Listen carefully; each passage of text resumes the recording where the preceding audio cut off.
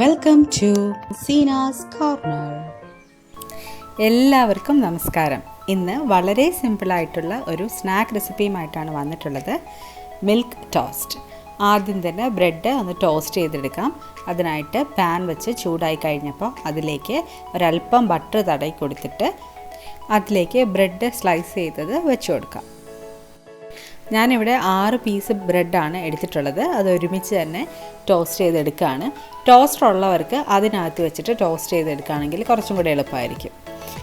ഇതിപ്പോൾ പാനിൽ സിമ്പിളായിട്ടൊന്ന് ചൂടാക്കുമ്പോൾ തന്നെ നല്ല പെർഫെക്റ്റായിട്ട് നമുക്ക് ടോസ്റ്റായി കിട്ടുന്നതാണ്. അപ്പോൾ 2 സൈഡും കരിഞ്ഞു പോകാതെ നല്ല രീതിയിൽ ഒന്ന് ലോ ഫ്ലെയിമിൽ വെച്ചിട്ട് തിരിച്ച് മറിച്ച് വിട്ട് ടോസ്റ്റ് ചെയ്തെടുക്കാം.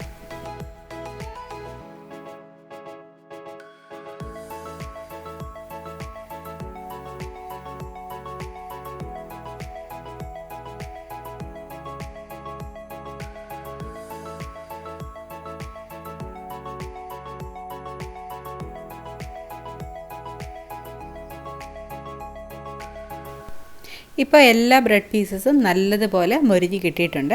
ഇനി ഇത് പാനിൽ നിന്ന് അങ്ങ് എടുത്ത് മാറ്റുകയാണ്. ഇപ്പോൾ നമ്മുടെ മിൽക്ക് ടോസ്റ്റിൻ്റെ ബ്രെഡ് പീസസ് എല്ലാം തയ്യാറായി കഴിഞ്ഞിട്ടുണ്ട്. അടുത്തതായിട്ട് വേണ്ടത് വൈറ്റ് സോസ് തയ്യാറാക്കുകയാണ്. അപ്പോൾ അതിനായിട്ട് ഇവിടെ 2 കപ്പ് പാലാണ് എടുത്തിട്ടുള്ളത്. വെള്ളമൊന്നും ചേർക്കാത്ത നല്ല കട്ടിയുള്ള പാല്. അത് നന്നായിട്ടൊന്ന് തിളപ്പിച്ച് ഫ്ലെയിം ഓഫ് ചെയ്തിട്ടിരിക്കുകയാണ്.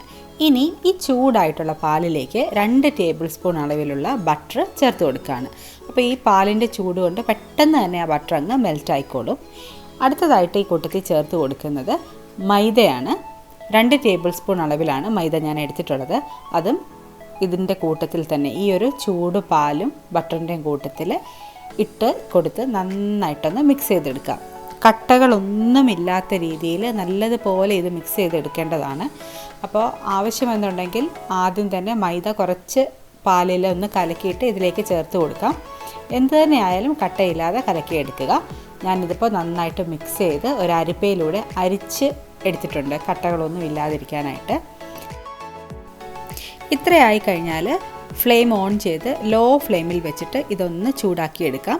അപ്പം അതൊന്ന് ജസ്റ്റ് ഒന്ന് സെറ്റായിട്ട് ഒരുപാട് കുറുകുകയോ തിളക്കുകയോ ഒന്നും വേണ്ട, ഒന്ന് ചൂടാക്കിയെടുത്താൽ മാത്രം മതി. ഒരു സോസി ടെക്സ്ചർ കിട്ടാനായിട്ടാണ് ഒന്ന് ചൂടാക്കിയെടുക്കുന്നത്. ഈ ഒരു സമയത്ത് ആവശ്യത്തിനുള്ള ഉപ്പും കൂടെ ചേർത്തിട്ട് ഇളക്കി യോജിപ്പിച്ചെടുക്കുക.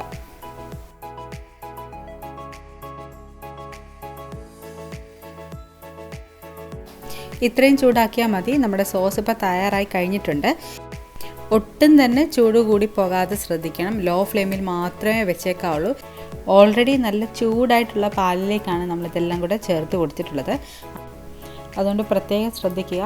ചൂട് കൂടിപ്പോയാൽ ഇത് കട്ടിയായി പോകും, മൈദ ചേർത്തിട്ടുള്ളത് കാരണം.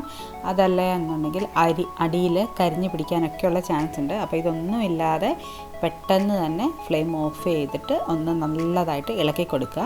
ഈ ഒരു സ്റ്റേജിൽ ഞാൻ വീണ്ടും ഉപ്പ് നോക്കിയിരുന്നു. അപ്പോൾ ഒരല്പം ഉപ്പും കൂടി കുറച്ചും കൂടെ ചേർത്ത് കൊടുക്കുകയാണ്. അപ്പോഴാണ് കറക്റ്റ് പാകത്തിനുള്ള ഉപ്പായത്. ഒരല്പം സോൾട്ടി ടേസ്റ്റ് തോന്നണമല്ലോ, എങ്കിലല്ലേ ഉള്ള ഒരു ടേസ്റ്റ് അറിയാൻ പറ്റുള്ളൂ. ഇപ്പോൾ ഫിനിഷായി കഴിഞ്ഞിട്ടുണ്ട്. ഇനിയിപ്പോൾ നന്നായിട്ട് ടോസ്റ്റ് ചെയ്തെടുത്തിട്ടുള്ള നമ്മുടെ ബ്രെഡിലേക്ക് ഈ ഒരു സോസ് അല്പാൽപമായിട്ട് ഒഴിച്ചിട്ട് ഇത് മുറിച്ചെടുത്ത് കഴിക്കുകയാണ് ചെയ്യുന്നത്. ഈ ഒരു രീതിയിലാണ് ഇത് കഴിക്കേണ്ടത്. നല്ല ടേസ്റ്റിയാണ്. പെട്ടെന്നൊക്കെ ഉണ്ടാക്കാൻ പറ്റുന്ന ഒരു അടിപൊളി ഈവനിങ് സ്നാക്കാണ്. ഈ ഒരു രീതിയിൽ കട്ട് ചെയ്ത് വെച്ചിട്ട് ഇതുപോലെ സോസ് അതിൻ്റെ മുകളിൽ സ്പ്രെഡ് ചെയ്തിട്ട് കൊടുക്കുകയാണെന്നുണ്ടെങ്കിൽ ഈസി ആയിട്ട് എടുത്ത് കഴിക്കാനായിട്ട് സാധിക്കും. അപ്പോൾ തീർച്ചയായിട്ടും നിങ്ങളിതൊന്ന് ട്രൈ ചെയ്ത് നോക്കണം. നല്ല ടേസ്റ്റിയാണ്. അതുപോലെ ഈ വീഡിയോ ഇഷ്ടപ്പെട്ടു എന്നുണ്ടെങ്കിൽ തീർച്ചയായും ലൈക്ക് ചെയ്യുക.